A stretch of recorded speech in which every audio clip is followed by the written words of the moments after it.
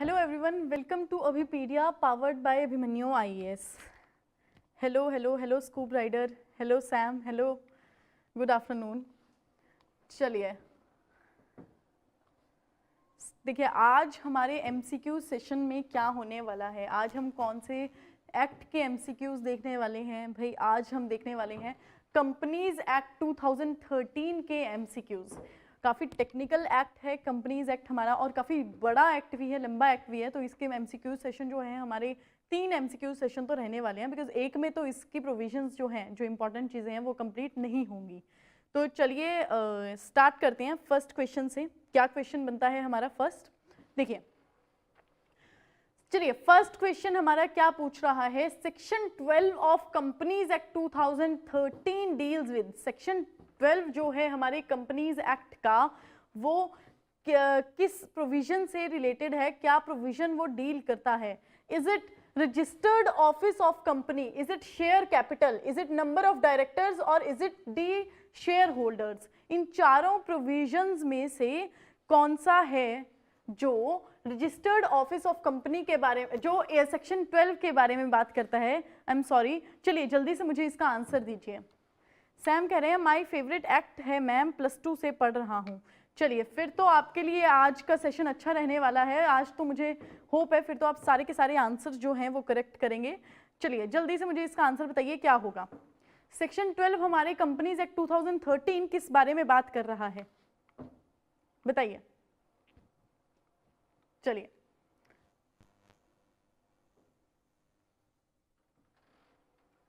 Registered office of company, share capital, number of directors और share holders, किसके बारे में बात करता है हमारा कंपनीज एक्ट। चलिए जल्दी से मुझे बताइए क्या आंसर होगा इसका।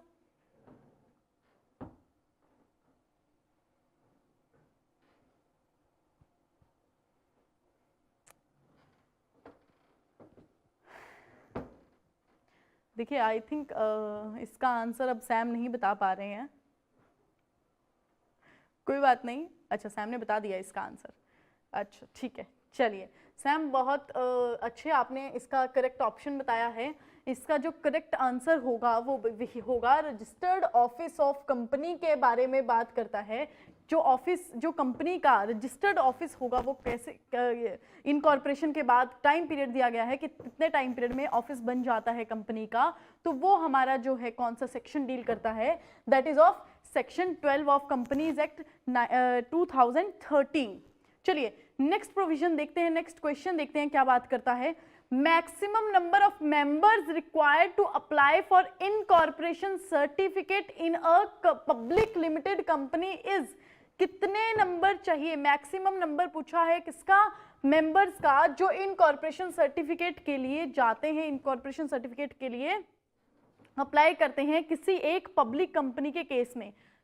चलिए इसका बताइए क्या होगा ऑप्शन। इज इट ए 3 लोग होने चाहिए, 3 मेंबर्स होने चाहिए, is it B, is it C 7 और डी 50। चलिए चारों में से मुझे इसका आंसर बताइए क्या होगा।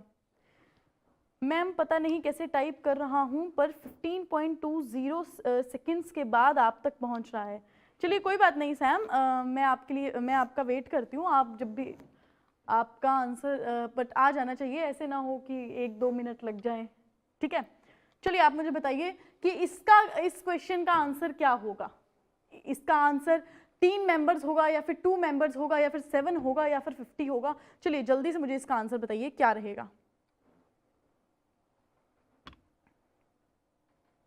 मैम 7 है, श्योर हूं।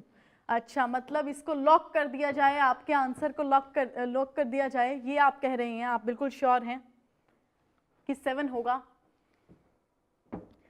तो जी आप बिल्कुल करेक्ट हैं, आपको मिलते हैं, आप खुद से नंबर बना लीजिए कितने आपको करोड़ मिलेगा, जो भी वो कौन बनेगा करोड़पति में मेंशन होता है। तो इसका आंसर क्या होगा, सी ही करेक्ट होगा। 7 जो नंबर हैं, जो मेंबर्स होते हैं पब्लिक लिमिटेड कंपनी में, इतने मेंबर्स होने चाहिए। और व्हाट अबाउट डायरेक्टर्स, चलिए मुझे डायरेक्टर्स बताइए, डायरेक्टर्स का नंबर कितना है, कि डायरेक्टर्स कितने होने चाहिए पब्लिक लिमिटेड कंपनी में। चलिए जल्दी से मुझे इसका भी आंसर कीजिए। 7 शेयर होल्डर्स, बिल्कुल करेक्ट बोल रहे हैं, 7 शेयर होल्डर्स। लेकिन डायरेक्टर्स अब मुझे बताइए कि डायरेक्टर्स कितने होने चाहिए। तब तक नेक्स्ट क्वेश्चन पे चलें।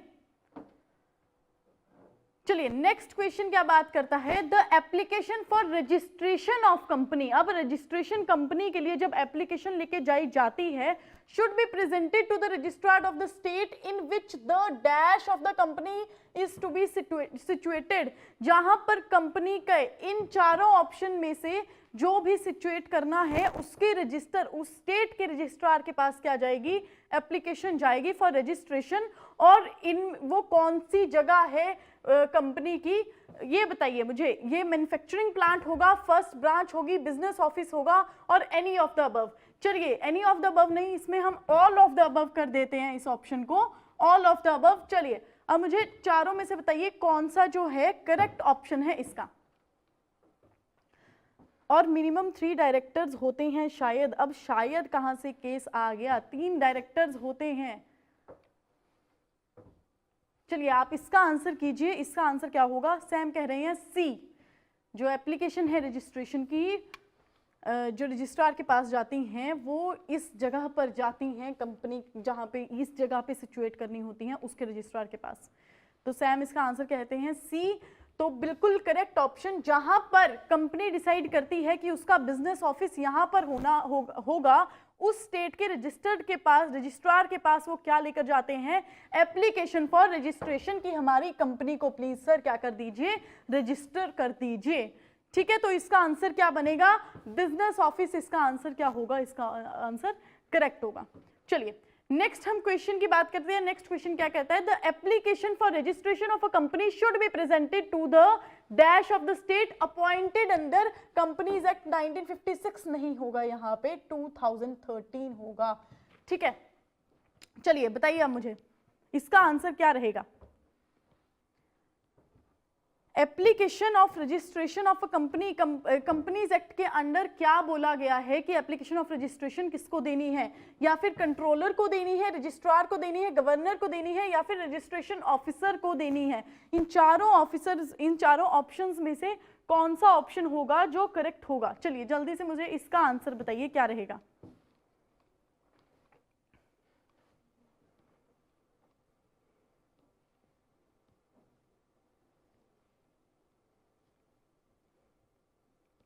चलिए मुझे बताइए इसका आंसर क्या होगा। सैम कह रहे हैं डी ऑप्शन इसका करेक्ट होगा, रजिस्ट्रेशन ऑफिसर की बात कर रहे हैं। इस क्वेश्चन का आंसर तो हमें पिछले क्वेश्चन में ही मिल गया था। पिछले क्वेश्चन में हमने क्या पढ़ा था कि एप्लीकेशन ऑफ रजिस्ट्रेशन जो है, जो कंपनी किस स्टेट, जो स्टेट के पास लेकर, जो रजिस्ट्रार के पास लेकर जाती है स्टेट के, जहां पे कंपनी क्या सोचती है कि मुझे अपना बिजनेस ऑफिस बनाना है, तो किसके पास लेकर जा रही थी, रजिस्ट्रार के पास लेकर जा रही थी। तो इसका आंसर क्या होगा, इसका आंसर रजिस्ट्रार होगा। B option is the correct option. ठीक है, ये इसका तो आंसर हमें पीछे ही मिल गया था। और कई बार ऐसा होता है, ये तो चलिए ऑप्शंस में से आपको मिल गया, कई बार क्या होता है क्वेश्चन में ही आंसर छुपा होता है। एमसीक्यूज क्वेश्चंस हमेशा, कुछ एमसीक्यूज ऐसे होते हैं जो वो क्वेश्चन में ही कुछ हिंट कर देते हैं कि इसका आंसर तो यही होगा। तो ये सब थोड़ा सा हमें ना एमसीक्यूज में ज्यादा दिमाग लगाने की चीजें, ज्यादा दिमाग लगाना पड़ता है कि हाँ अच्छा इसमें कहीं क्वेश्चन में से ही तो नहीं आ गया, और क्वेश्चन को भी ढंग से पढ़ना पड़ता है। ये हमेशा मैं कहती हूँ कि एमसीक्यूज के क्वेश्चंस को ढंग से पढ़ा कीजिए, क्योंकि हमको लगता है कि ये तो हमको आता है और हम टिक कर जाते हैं, और वो टिक ही जो होता है ना वो हमारी दिक्कत हो जाती है, बिकॉज फिर नेगेटिव मार्किंग आ जाती है, और बाद में हमको रियलाइज होता है कि शिट नेगेटिव मार्किंग की वजह से हमारे जो मार्क्स थे वो बहुत कम आ गए, एक्यूरेसी बहुत कम हो जाती है। ठीक है, हाँ ठीक है, तो इसका आंसर क्या होगा, बी ऑप्शन क्या होगा हमारा, करेक्ट ऑप्शन होगा। ठीक है, और फिर से हाँ जी चलिए, सैम क्या कह रहे हैं, मैम सीईटी को लेके बहुत सारा डाउट है, क्लियर नहीं हो पा रहा है मैम, क्या करूं मैम। सैम मैंने आपको कल भी बताया था बच्चे, आप क्या कर रहे हैं, आप पहले जो आपको पता है आप उसका तो पढ़िए। देखिए आप ऐसा करेंगे, आप इतना डाउट लेकर चलेंगे, बाकी जो बच्चे होंगे उनको भी डाउट आएगा, आप ऐसा मत कीजिए। देखिए एक जो एक स्ट्रेटेजी बनाकर चलिए। अब सीईटी मान लीजिए आ भी जाता है, ठीक है, अगर नेक्स्ट ईयर सीईटी भी अप्लाई कर देते हैं तो कम से कम आप अपना सिलेबस तो कवर कीजिए, मेंस का सिलेबस कवर कर लीजिए, प्री का सिलेबस कवर कर लीजिए, फिर आपको क्या पढ़ना होगा, सिर्फ सीईटी के बारे में पढ़ना होगा। लेकिन आप अगर मेंस का भी अभी इसमें भी टेंशन लेकर बैठ गए, लॉ भी नहीं पढ़ पाओगे, प्री का भी नहीं पढ़ पाओगे, और उसके बाद आपको एक और बर्डन क्या आ जाएगा कि अब मेरे को सीईटी का भी पढ़ना है, ठीक है, तो वो भी आपको, उसमें भी तो रीजनिंग वगैरह यही सब आता है। अब आप अगर प्री का पढ़ रहे होंगे, आपने जैसे पीओ का भी एग्जाम दिया है, तो पीओ में रीजनिंग किस लेवल की आती है, सीईटी में उतनी लेवल की तो रीजनिंग आती ही नहीं है, ठीक है, तो उसकी प्लीज इतनी टेंशन आप मत लीजिए। मैंने आपको कल भी बोला था कि आप इतनी टेंशन मत लीजिए, अपना ये वाला सिलेबस जो आपको पता है कि ये तो आएगा ही आएगा, कम से कम वो तो आप अपना कवर कर लीजिए ना। अगर आप उसमें, आप जो भी एमसीक्यू सेशन होता है, जिस दिन आप मुझे हर एक क्वेश्चन का आंसर ठीक कर देंगे, मुझे लगेगा आपकी तैयारी बहुत, आपकी बिल्कुल अच्छे से तैयारी हो गई है, लेकिन आप नहीं कर पा रहे हो ना वो। तो अगर आपको भी पता है कि मुझे अभी अच्छे से पढ़ना है, प्री का भी पढ़ना होगा, मेंस का भी अच्छे से पढ़ना होगा, तो पहले वो आपके पास बहुत समय है। अगर आप नेक्स्ट ईयर आप क्वेश्चन, अगर आप पेपर भर रहे हैं तो प्लीज ऐसे टेंशन मत लीजिए, ठीक है। आप पहले अपना ये वाला सिलेबस पूरा कवर कर लीजिए, फिर आपको सिर्फ एक पोर्शन कंप्लीट करना होगा नेक्स्ट ईयर के लिए, वो क्या होगा, सीईटी, और इसको सिर्फ रिवीजन करना होगा, तो वो आपके लिए बहुत ईजी होगा, बजाय कि टेंशन लेके ना ये कर पा रहे हो और वो भी नहीं हो पाएगा, ठीक है। चलिए, आई होप आज ये आपका लास्ट बार होगा, ये जो आपका डाउट है इसके बाद आप ये मुझसे नहीं पूछेंगे, और आप अंदर से आप सेटिस्फाई होंगे इस आंसर से। आई होप कि अब आप इस बारे में टेंशन नहीं लेंगे, ठीक है। चलिए, नेक्स्ट क्वेश्चन हमारा क्या बनता है, number of documents to be submitted by a public limited company to the registrar while applying for incorporation of the company is, कितना नंबर दिया गया है, कौन से डॉक्यूमेंट्स हैं, कितने नंबर डॉक्यूमेंट दिया गया है कि इतने डॉक्यूमेंट रजिस्ट्रार के पास लेकर जाने हैं जब आप इनकॉर्पोरेशन के लिए जाते हैं कि हमारी कंपनी को इनकॉर्पोरेट कर दीजिए, अप्लाई करते हैं, जो सर्टिफिकेट ऑफ इनकॉर्पोरेशन भी मिलता है। तो आप बताइए कितने नंबर के डॉक्यूमेंट, कितने जो डॉक्यूमेंट्स है वो लेकर जाने होते हैं, 3, 2, 7 और 50। चलिए जल्दी से मुझे इसका आंसर बताइए, इसका आंसर क्या होगा।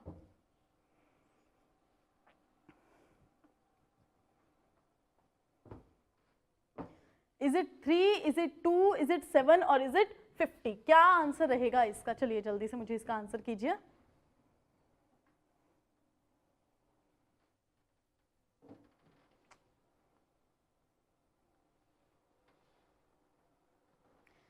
कितने डॉक्यूमेंट, कितना नंबर बताया गया है कि कितने जो डॉक्यूमेंट्स हैं वो सबमिट करने होते हैं, लेके जाने होते हैं, कि देखिए ये डॉक्यूमेंट्स हैं।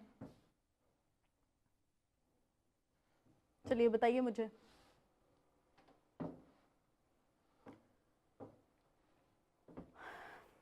7 दो आंसर्स आए हैं मुझे, स्कूब राइडर कह रहे हैं 7 और सैम भी कह रहे हैं 7, तो इसका आंसर बिल्कुल करेक्ट है। 7 जो डॉक्यूमेंट है, कितने डॉक्यूमेंट्स लेकर जाने पड़ते हैं, 7 डॉक्यूमेंट्स लेकर जाने पड़ते हैं। जो लोग चाहते हैं कि हम ये जो पब्लिक लिमिटेड कंपनी के लिए, इनकॉर्पोरेशन के लिए, वो कितने डॉक्यूमेंट्स होते हैं, 7 होते हैं, ठीक है। तो इसका आंसर क्या हो जाता है, इसका सी ऑप्शन जो है वो करेक्ट हो जाता है।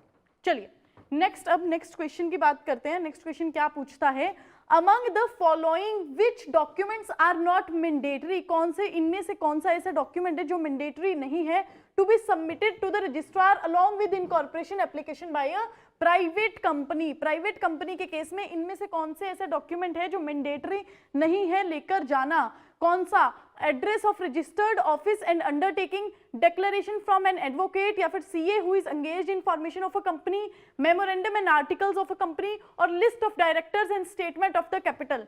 इन सब में से कौन सा ऐसा डॉक्यूमेंट है जो लेकर जाने का मैंडेटरी नहीं है जब आप क्या करने जाते हैं, जब इनकॉर्पोरेशन एप्लीकेशन के साथ लेकर जाते हैं डॉक्यूमेंट्स को। चलिए बताइए मुझे जल्दी से, इसका आंसर कौन सा होगा, is it A, is it B, is it C और इज इट डी।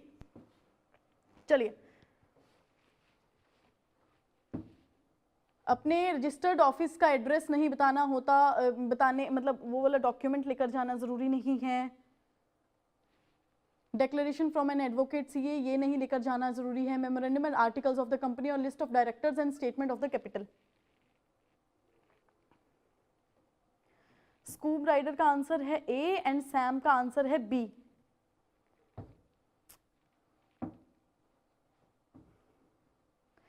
तो इसका आंसर क्या आ जाता है स्कूप राइडर? आप बिल्कुल करेक्ट कह रहे हैं, इसका जो आंसर है वो आ जाता है address of registered office and undertaking, कि अभी रजिस्टर्ड ऑफिस तो बना ही नहीं होता ना, अभी तो आप रजिस्ट्रेशन के लिए जा रहे हैं, तो ये वाला आप डॉक्यूमेंट भी कैसे लेकर जाएंगे, तो ये मैंडेटरी नहीं होता। बाकी डिक्लेरेशन फ्रॉम एडवोकेट और चार्टेड अकाउंटेंट ये लेकर जाना पड़ता है आपको, अपने मेमोरेंडम जो आपने बना रखे हैं या आर्टिकल्स बना रखे हैं कंपनी के वो लेकर जाने होते हैं, और कि लिस्ट ऑफ डायरेक्टर्स कि इतने हमारे डायरेक्टर्स हैं ये भी बताना, ऑब्वियसली ये बताना होता है कि हमने ये डायरेक्टर्स जो है अपॉइंट किए हैं, और अपनी कैपिटल की इतनी कैपिटल है हमारी कंपनी की ये भी बतानी होती है स्टेटमेंट, तो ये सारे तो बताने होते हैं, लेकिन जो रजिस्टर्ड ऑफिस का एड्रेस है वो बताने की जरूरत नहीं होती।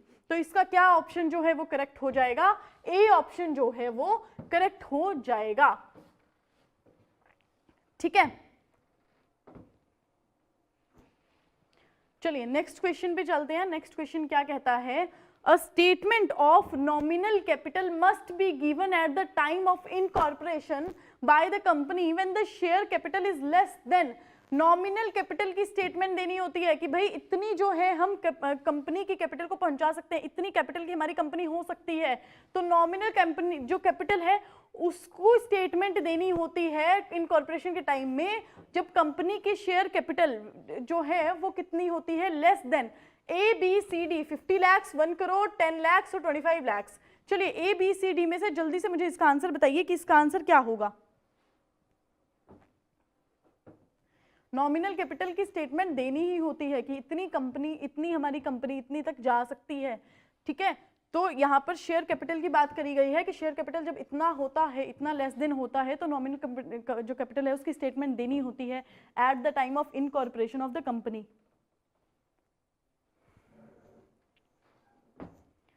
सैम का आंसर आया है ए, 50 lakhs। स्कूप राइडर भी कह रहे हैं 50 lakhs।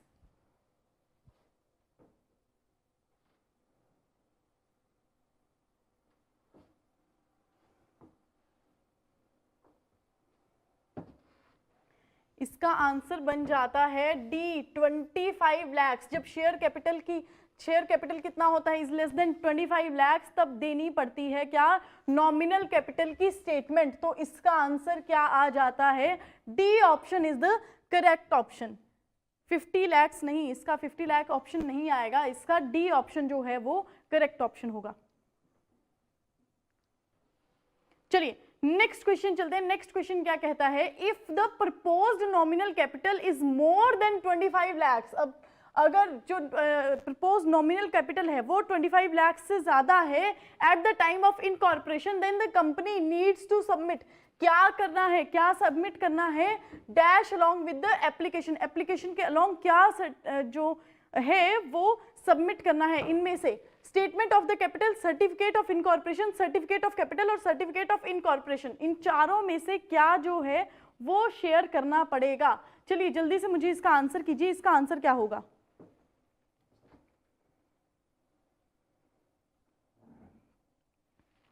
स्कूप राइडर कह रहे हैं कंफ्यूज था थोड़ा। चलिए कोई बात नहीं, आप कंफ्यूज थे।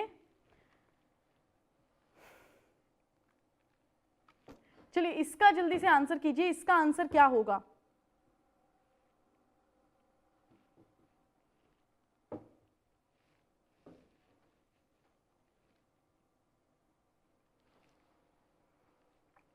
ए बी सी डी में से क्या होगा इसका आंसर?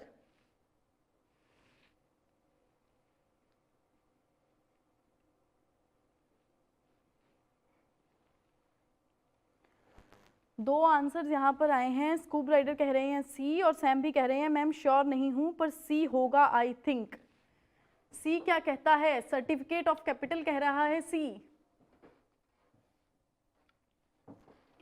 तो बिल्कुल इसका आंसर क्या होगा? आप दोनों बिल्कुल सही आंसर कर रहे हैं। इसका आंसर होगा certificate of capital. C option is the correct option कि जब प्रपोज नॉमिनल कैपिटल जो है हमारी जो कितनी होती है इज मोर देन 25 lakhs, तो फिर eight the time of incorporation company को क्या देना होता है? Certificate of capital. कैपिटल बतानी होती है, उसका सर्टिफिकेट देना होता है। ठीक है, तो इसका आंसर क्या हो गया? C option is the correct option. चलिए नेक्स्ट क्या बात करता है? The certificate of capital will be issued by. कौन इशू करता है सर्टिफिकेट ऑफ कैपिटल? अब हमने अभी सर्टिफिकेट ऑफ कैपिटल की तो बात कर दी कि नॉमिनल कैपिटल जब 25 लाख से ज्यादा होगा तो क्या लिख के जाना पड़ेगा, सर्टिफिकेट ऑफ कैपिटल।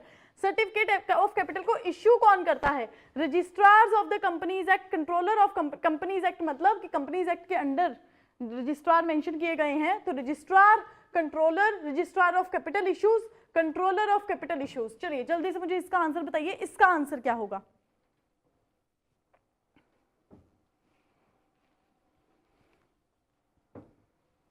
चलिए ए बी सी डी चारों में से क्या होगा इसका answer. The certificate of capital will be issued by, कौन सर्टिफिकेट ऑफ कैपिटल जो है वो इशू करेंगे। सैम कह रहे हैं B, controller of the companies act, companies act के जो कंट्रोलर हैं वो इशू करेंगे हमारा capital certificate of the capital. तो इसका आंसर कंट्रोलर जो बी कह रहे हैं कंट्रोलर्स ऑफ कंपनीज एक्ट वो नहीं होगा, हमारा होगा controller of capital issues. Companies act मैंने बताया ना अंडर कंपनीज एक्ट के बारे में बात की, लेकिन आगे पढ़िए कंट्रोलर तो है कंट्रोलर ऑफ कैपिटल इश्यूज, जो कैपिटल इश्यूज के कंट्रोलर हैं वो क्या करेंगे, वो मुझे लगता है सैम आप कंफ्यूज हो गए होंगे, लेकिन आपने पूरा नहीं पढ़ा। देखिए हमेशा मैं बार बार कहती हूँ कि पूरा पढ़ा कीजिए, ऑप्शंस भी पूरी पढ़ा कीजिए। वहां पे तो कंपनीज एक्ट लिखा है, ठीक है तो कंट्रोलर ही है लेकिन कंपनीज एक्ट लिखा है। यहाँ पे देखिए कंट्रोलर ऑफ कैपिटल इश्यूज लिखा है, आगे भी देखिए। तो इसका आंसर क्या बन जाएगा, डी ऑप्शन जो होगा वो इसका करेक्ट ऑप्शन बन जाएगा, ठीक है। तो सर्टिफिकेट ऑफ कैपिटल कौन इश्यू करता है, हमारे D, controller of capital issues जो हैं वो हमारे सर्टिफिकेट ऑफ कैपिटल इशू करते हैं।